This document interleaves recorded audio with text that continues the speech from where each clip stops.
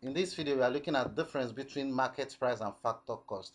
Market price and factor cost are used in calculating national income, that is GDP.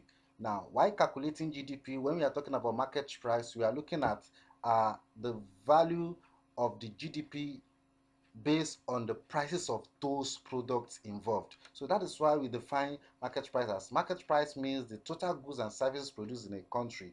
That is the total goods and services produced in a country multiplied by their market prices. So when we have the total goods and services, it could be 100 items, it could be 1,000 items. So when you multiply it by the prices of these goods, then we will arrive at GDP at market price.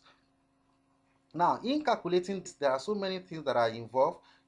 Under this, we'll be having wages because the goods sold will be sold based on the wages, interest, rent, and profit expected from that product. So we also recall that we have to incur cost on some materials. So it means in our market price we'll be having our wages, we'll be having our cost materials, we'll be having an interest, we'll be having rent, we'll be having profit and indirect tax. All these are embedded in the market price of a particular good. So when we multiply all these goods by the amount they are sold in the market, we'll be having at the market price, GDP at market price. But when we are looking at factor cost, we are only considering the parts of the money that is part of GDP that is going into the hand of factors of production.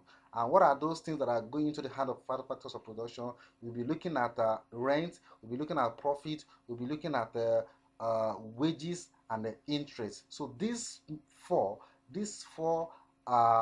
combined together will give us factor cost. So factor cost simply means total reward for factors of production from sales of goods and services. So by calculation, if you want to calculate it, let's take it from market price. If you want to take market price now, we'll be having our consumption plus interest plus our investment, plus our plus government expenditure plus exports minus import.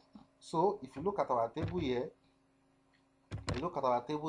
our government expenditure is 348, our investment is 320, then our private consumption, which is our C, is 105, then what again, our export is 10, that is in $10. So when we go back to this, we'll be having all of these items here. So this is our consumption, this is our investment, this is our government, this is our exports, this is our government, and this is export 10 minus imports 9. So when you do the calculation, you're having $774.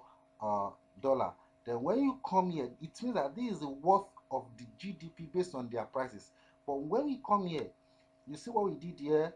We have our C, the same thing we have here.